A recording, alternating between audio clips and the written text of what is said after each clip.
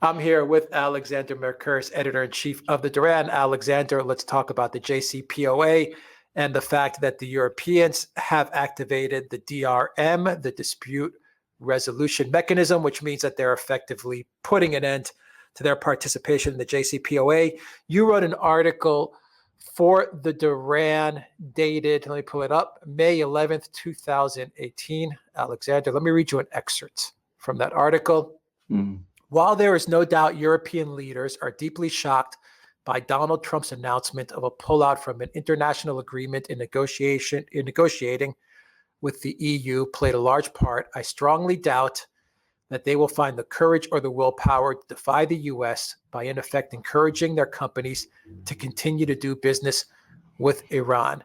It should be said that even with such active encouragement, it is unlikely, in my opinion, that big European companies like Daimler or Airbus will risk US fines by continuing to do business with Iran, even if European governments were to guarantee them against any losses caused by such fines. They would worry about losing access to the US market, which utterly dwarfs Iran's. Given the head of steam that has built up inside the Trump administration against Iran, only if the EU were to threaten publicly to impose reciprocal sanctions on US businesses doing business in the European single market might there be a real possibility of the US being deterred from imposing penalties on European companies which continue to do business with Iran. Frankly, I think there is no prospect of that happening because there is no unanimity within the EU behind it. Poland and the Baltic states would certainly oppose it, whilst I'm sure that even the big EU states, Britain, Germany, France, and Italy, would in the end be unwilling to risk an all-out rupture with the US on such an issue. Quite simply, though, the Europeans are anxious to trade with Iran and to do business with Iran. Iran is not big enough, and trade with Iran is not important enough to make the risk of an all-out rupture with the US worthwhile. Alexander, you wrote that in 2018. I just read a small part of that article. I'll put a link for that article in the description box as well. So give some context as to what you were referring to in that article and how it relates to what has happened today. I mean, it's one of those articles which I've written, which have turned out to be almost exactly correct. I mean, what happened was this. This was in May 2018. The US government, Donald Trump, announced that the United States was pulling out of the JCPOA and was going to impose severe sanctions on Iran. And of course, the Europeans came along saying that they didn't agree with that, they weren't happy, and that they were going to do everything they possibly could to preserve the JCPOA, which they said they continue to support. And I said that in that article, what the words that you were reading there was that all the things that the Europeans were saying about how they wanted to continue to trade with Iran, how they wanted to continue to support the JCPOA, they were all just words. They were empty words. The Europeans were not going to do anything that would really ensure the survival of the JCPOA or of the relationship with Iran. And I predicted, and I was right, that eventually all of these mechanisms that the Europeans were talking about, the alternatives to SWIFT and all the rest that were going to facilitate trade with Iran, were not going to achieve anything, that trade with Iran would collapse, that the Europeans would abide by the secondary sanctions the US was imposing, and that sooner or later, eventually, both the Iranians would walk away from the JCPOA because they would see no benefit in remaining within it, and the Europeans would accept that and would also walk from the JCPOA also. And that is exactly how it has turned out. This story is a story about the power of the United States. I mean, it has been able to scrap this agreement, even though it's an international agreement, because it can, but it has perhaps even more pertinently been a story about the total ineffectiveness of Europe, how the Europeans can commit to a treaty, negotiate a treaty, but ultimately what they say and what they think is completely irrelevant because they decide nothing and they're not able to do anything if the United States walks away from it. So Europe has been exposed as broken, powerless, and voiceless, and it's absolutely clear once again that it is the United States that holds always the whip hand. Okay, so what happens now? They've activated this DRM mechanism, which means that essentially it is going to go through a negotiation process, a rather quick negotiation process, and will eventually land in the Security Council and the United Nations. And of course, with the US having that veto power in the Security Council, I think it's a foregone conclusion that sanctions will be placed, UN sanctions will be placed back onto Iran. Exactly. Let me explain the mechanism. What this invoking this mechanism does is it says that Iran is now in non-compliance with the JCPOA. Iran is in non-compliance with the JCPOA. The reason Iran is in non-compliance with the JCPOA is because the United States has pulled out of the JCPOA, and the economic benefits that Iran was expecting from the JCPOA are not coming. On the contrary, the sanctions that have been imposed on Iran by the United States are actually much stronger than the sanctions which had existed before the JCPOA was signed. So this mechanism says Iran is in breach of its obligations under the JCPOA. It provides for a 30-day cooling period, which can, I believe, be extended to 65 days in which to sort out any of these problems. But of course, they won't be sorted out.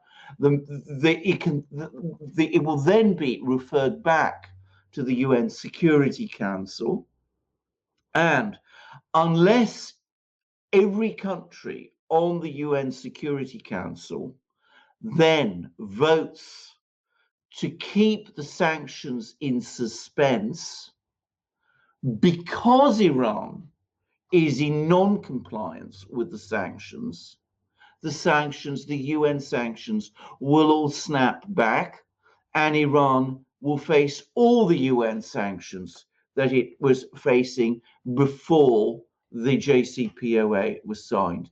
Now, the Russians and the Chinese may vote to extend the sanctions. The Europeans, I suspect, will abstain. The United States will veto any suspension of the sanctions. So we will get the sanctions snapping back, and the JCPOA will be once and for all dead. Now, I think the Iranians know that. They're going to press ahead with uranium enrichment. President Rouhani of Iran has talked in that way, and the United States will have got what it wanted, which is the end of the JCPOA and across-the-board sanctions once more on Iran, those sanctions being once again UN sanctions. So it's a case study in the complete dismal weakness of Europe. Once upon a time, the Europeans had the strength and the willpower to stand up to the US on these sort of things, to threaten, if you like, reciprocal sanctions on US companies, as I discussed in that article. They no longer have that. Merkel, Macron, Johnson, and all the others have just folded like a house of cards. Okay, Alexander, 3 scenarios then I think can come into play. Iran somehow finds a way to work with China and Russia, mainly China, for alternative sources of financing and other resources via Russia. That's one option. Number 2, they renegotiate under the terms dictated by Donald Trump. And I actually think Boris Johnson hinted at that with a tweet. He actually hinted at that. Absolutely. So that's the second option. And the third option is they enrich the uranium, and eventually the US will bang the drums of war, and the Europeans will go along with that. And they will say, look, they're enriching the uranium. We need to strike at Iran quickly. Otherwise, they will have a nuclear weapon. And of course, Israel will push all the actors along that line as well. And we get the war that the neocons have wanted with the support of Britain, France, and Germany. I mean, are those the options? Are there anything else that? Yes. Yes, I think those are essentially the three options. I'm going to say what's going to happen, in my opinion. I suspect that for the moment, it will be some of one. In other words, they will get some support, quiet support from the Chinese and the Russians, and perhaps some other countries, India also, and definitely Turkey. And Iran is a big country. It's got lots of resources. It can keep going. The people underestimate the extent to which it can keep going. In fact, what I'm actually hearing is that the situation within the Iranian economy has stabilized to some extent as they started to adjust to sanctions. Obviously, it's stabilizing at a low level, but it can do so. And I think the Iranians will press ahead with nuclear enrichment because that's what gives them leverage now. They saw that the North Koreans did that the North Koreans went all the way, in fact, to developing nuclear bombs and ballistic missiles, intercontinental ballistic missiles. And that was what brought the United States to the negotiating table. Negotiations haven't gone very well between North Korea and the United States, but at least they're talking. And I think that the Iranians will probably try to follow the same line. And as you absolutely rightly say, if that happens, the neocons and all those people will start agitating for war on Iran. So we are in a very dangerous situation. And the people who are ultimately to blame, in my opinion, apart from the neocons, are the Europeans who have completely shown once again how ineffectual they are in world politics. Do you suspect all of this to happen after the 2020 elections? In other Yes. words, the U.S. won't be pressing Iran till after. Well, I don't think that. I don't think we will see anything happen before the 2020 elections, because I don't think the Iranians are in a position to enrich uranium so quickly. In fact, I think the Iranians know that it's in their interests not to, because if they start enriching uranium to the 20% level, or God help us, the 90% level, which would be a sign that they're going for a bomb, then I think if it had happened before the election, the pressure on the US and on Donald Trump to take action would be extremely strong. And I don't think Donald Trump would resist it. So I think what the Iranians are going to try and do is they're going to play a fairly long game. I think they can. I think they have the resources to do that. And I think they will press on with nuclear enrichment after the election and hope that if they press forward with that, Donald Trump, seeing the alternative between war with Iran and negotiations, it will be he who will come to the table. Whether that is a correct calculation, I don't know. But we're in a very dangerous scenario now. Okay, Alexander Mercouris, editor-in-chief of the Duran. Thank you very much, guys. If you like this video, click on the subscribe button down below. Click on that notifications bell to make sure you get notifications every time we publish a new video. Check us out on iTunes and on Soundcloud as well to get an audio copy of this video. And look for us on BitChute.com and DuranVideo.com, where we post these videos on those platforms as well.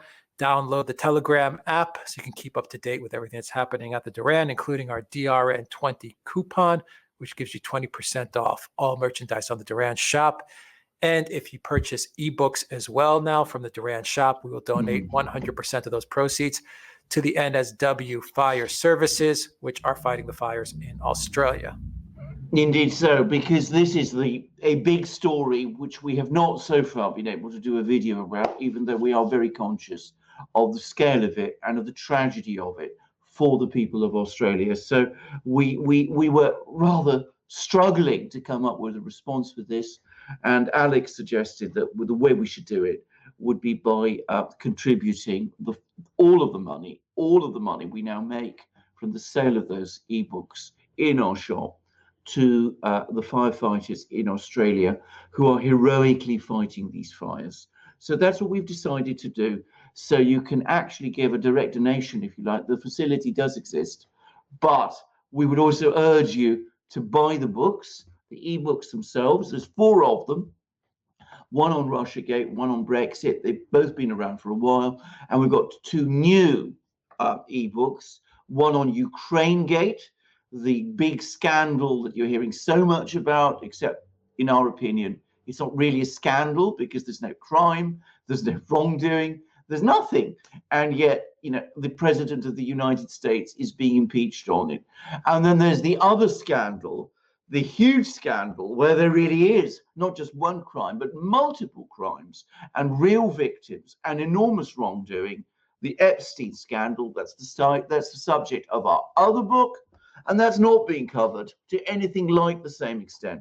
So we have we've written these two books, we contrast these two scandals, we analyze them, we explain them. We think they are interesting and good books for people to read. And as Alex said, every dollar we make from the sale of those books goes to help the firefighters in Australia who are so bravely fighting these fires. Most of them, by the way, as I've since learned, are volunteers. Of course, that's not the only thing you will find in our shop. We've also got our magnificent magic mugs, which we speak so much of and which we are hugely proud of, by the way. I mean, really beautiful, strong, elegant, clean, light mugs. You can see how elegant the porcelain body is, how clear it is, and it's light and strong, and it keeps your tea warm and your beer cold if you want to drink beer from it. I've even drank champagne from mine, but there we are. But the point about our magic mugs is there's lots of them. This one has the coat of arms of the city of Moscow. We've got lots of others. Actually, it's not Moscow, it's the Russian Federation. We've got lots of others. You can all find them on our shop, and you can also find the great other things that we have on our shop, like the T-shirts that we're each wearing, mine with the double-headed eagle of the Duran, which looks both ways, both to the east and the west. They're all 100% cotton. They're incredibly comfortable, extremely stylish. They keep you warm in cold weather, like the kind we're having in London at the moment, or they keep you cool in hot weather, like I've experienced also when I've been in Greece during the summer. So they're 100% cotton. They're both long sleeved like these. They're short sleeved. They're V-necked, or they're polo necked. The polo neck shirts are incredibly smart. You can also find hats and hoodies and stickers in our shop. DRN20, the DRN20 discount, as Alex said, remains. So go to the Duran, go to the shop, support the Duran. Alex will tell you how. Go to the duranshop.com. You will find links for everything in the description box down below, and 20% using the DRN20 discount code. Alexander Mercouris, Editor-in-Chief of the Duran. Thank you very much. Until next time, everybody, take care.